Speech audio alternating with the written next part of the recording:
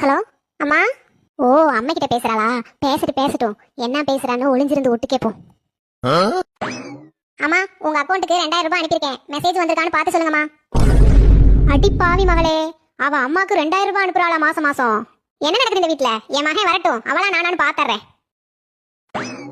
ஏடா ராசு, உன் அருமை பொண்டாட்டி என்ன காரியம் பண்றான்னு தெரியுமா?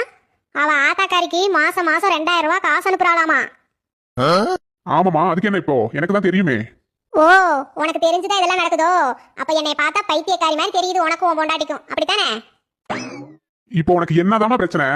ஓஹோ, மயங்கிட்ட போட்டு கொடுக்க ஆரம்பிச்சிருச்சா அந்த மாமியார் கிழவி? ஆமா, உங்ககிட்ட நான் தெரியாம தான் கேக்குறேன். அக்கா உங்களுக்கு மாசம் மாசம் காசு அனுப்புறாங்கல்ல, எவ்வளவு அனுப்புறாங்க?